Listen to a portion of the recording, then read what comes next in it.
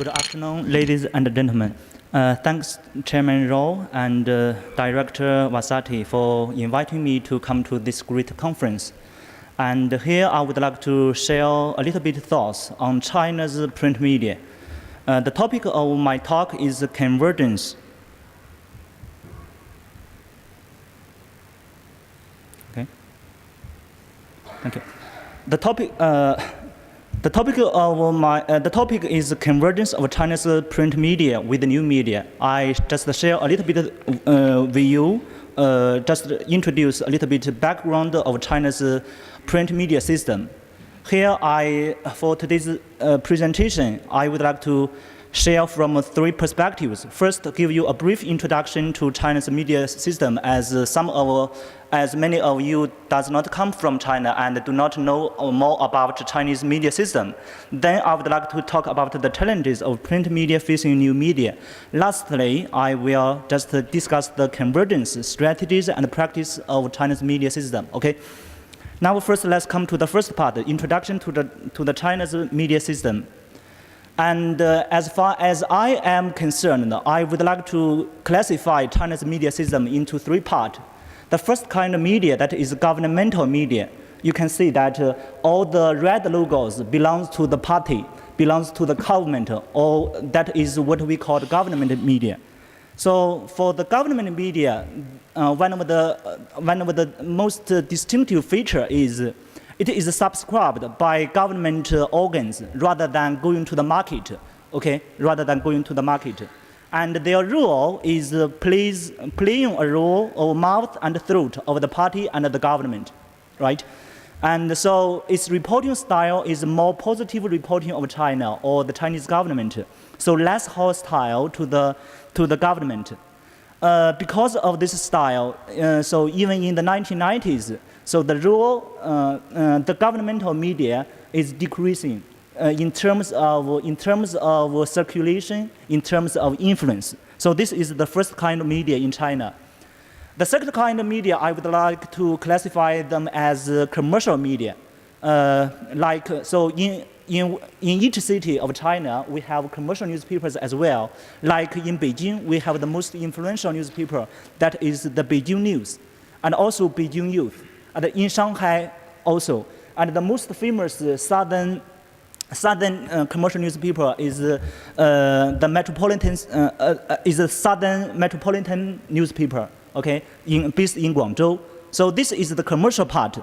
So one of the features of the commercial newspaper is they are enterprises. They assume their sole responsibilities for making profit. So because they are going to the market, they need to make profit. So in order to make profit, they set a different agenda with the Chinese with the Chinese governmental or party newspaper or government newspaper. So they are the new opinion leaders newspaper in the 1990s and even in the first 10 years of the 21st century, because they wanted to attract readers' attention, right? So their reporting style is more critical to the Chinese government and more hostile to the Chinese government.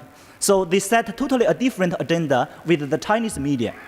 So in the 1990s and in the first 10 years of the 20th century, so they have a large circulation and attract a lot of readership, right? So this is the second kind of newspaper in China, that is commercial newspaper. And lastly, we have new media, or what we call the public media. Like we have the Twitter, we have the Chinese Twitter, that is Xiang Weibo, and also we have Chinese Facebook, that is Renren, and etc. And even today, the mobile media, the mobile phones plays a very important role in Chinese media system. Okay, all this media belongs to the new media. Okay, so for the new media, I would like to say that they are the we media. They are the grassroots journalism by the people and for the people.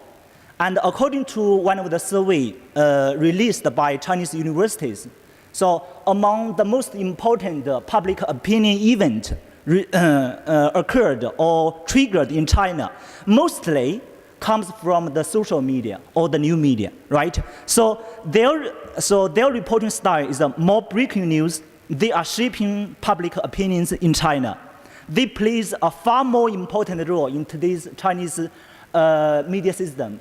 And even the Chinese government has classified or has defined new media as the mainstream media in China. In the past, the mainstream media of China is the governmental media or the public media, right? Right now, new media is the mainstream media. So they have a large audience.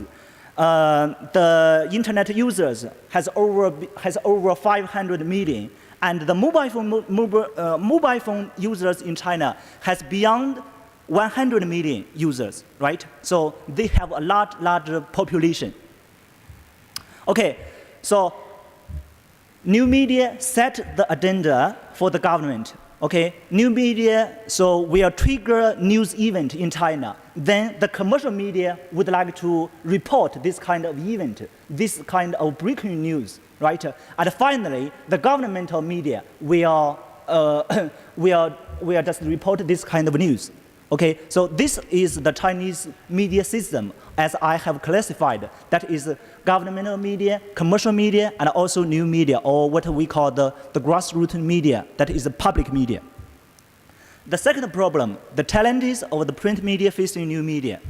Today marks the 20 years anniversary for China to connecting to the World Wide Web, you know. And in 1994, we are connected with the internet. And all the Chinese academics are reflecting the 20 years history of internet. What is the influence? Okay, what kind of role does the Chinese internet plays in the transition period of China? As far as I'm concerned, I would like to classify into two different periods. The first one is the first 10 years, from 1994 to 2004. That is the exploring period of the internet. Okay, so their model for making profit is uncertain. They are exploring. Okay, so internet at that time does not have a big influence in China, but from 2004 to 2014, for the second 10 years, internet brings a lot of challenges to the Chinese media environment, both in terms of the market and influence. You know, right now we classify new media or internet as mainstream media. So it is really harsh times for the Chinese media in the year of 2014. I'll give you 3 examples. First of all, it is Evening News, based in Shanghai, established in 1999. It has more than 10 years history. It stopped publication on the January the 1st in 2004.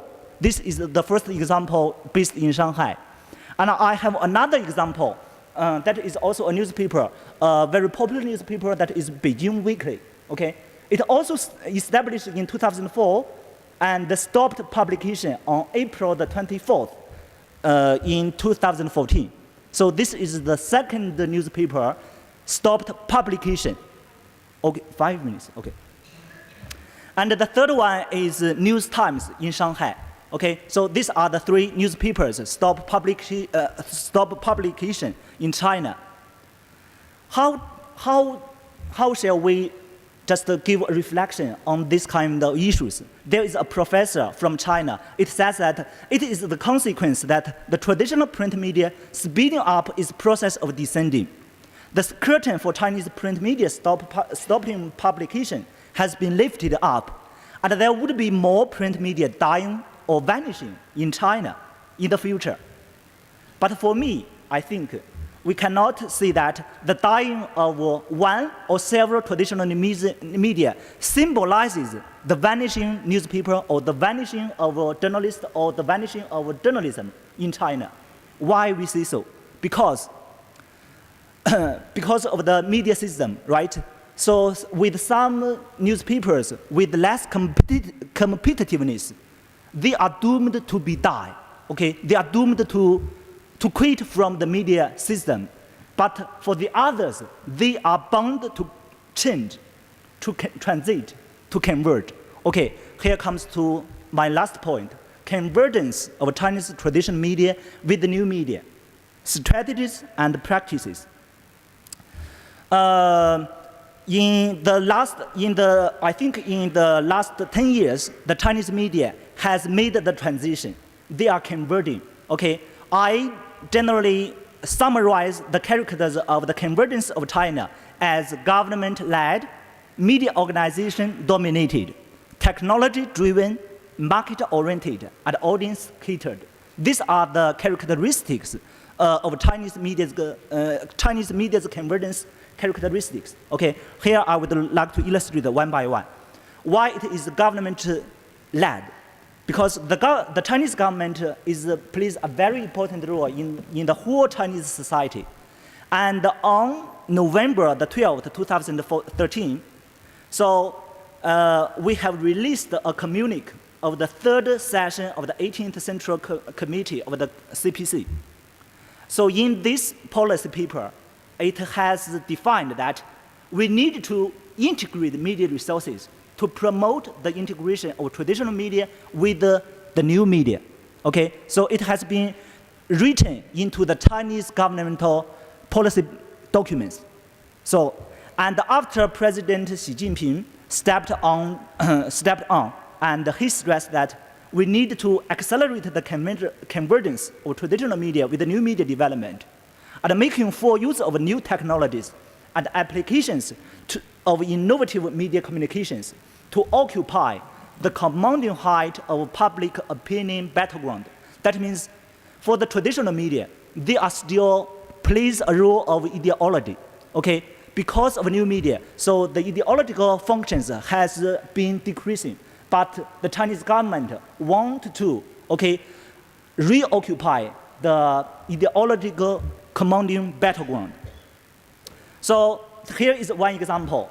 On October 28, 2013, the Shanghai municipality merged two media groups in Shanghai. One is Jiefeng Daily, the other is Wenhui Daily. So they are merged together. Okay, so there is the largest newspaper company, that is Shanghai United Media Group.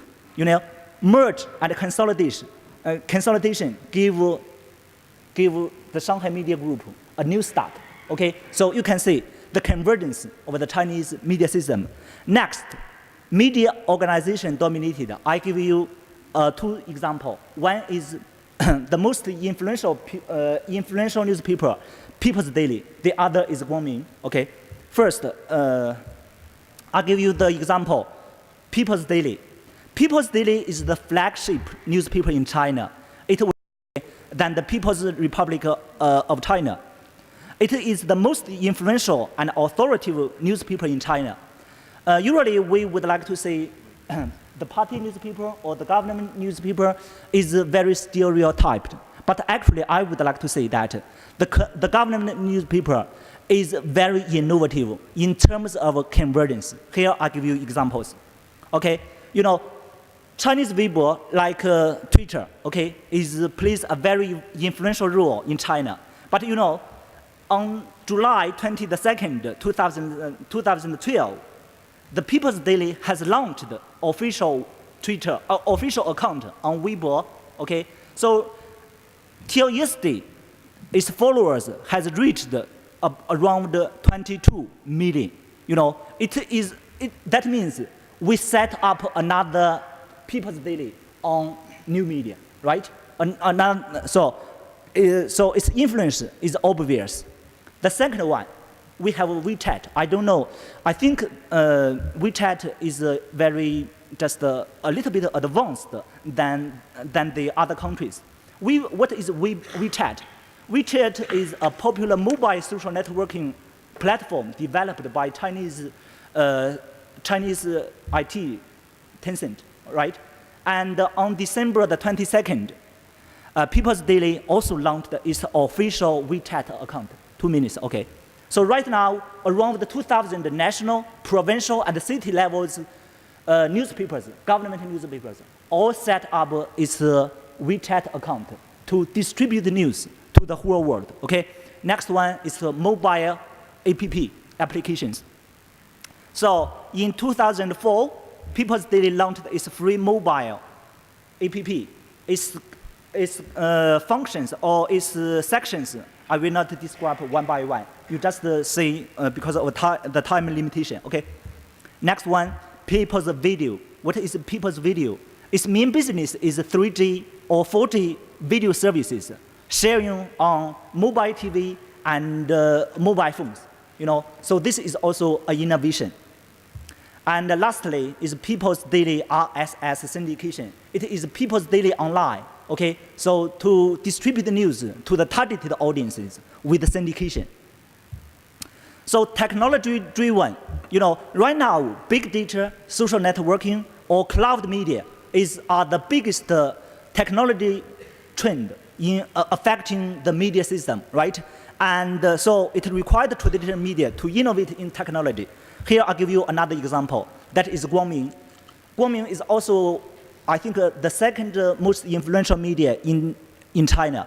It also belongs to the government media. And in 2010, the Guangming has launched the first cross-media information service platform. We called it Guangming Cloud Media, using cloud, okay, cloud technology. So what is cloud? It is a cloud system for a variety of high-end smartphones, tablet PCs, tailored for new mobile media. You know, so all the traditional media in China has transited or has innovated to the new audience, to the new market, okay? And in 2011, Guangming has launched the first mobile media publishing platform. We called it Cloud Newspaper. That means we have collected, it's a media integration service. It integrates content, channels, and services. Ultimately, provide users with good information services. Okay, so these are the, here comes to my conclusion part. I would like to say that confronted with new media, China's print media is committed to innovation and convergence, bringing a new life in today's media environment. You know, there is no narrow sense of traditional media. It's all omnicom or convergent media, you see. So Chinese media convergence is led by the Chinese government, driven by IT technologies, and executed by media organizations with the market orientation and audience centered. Okay, that's my conclusion. Thank you.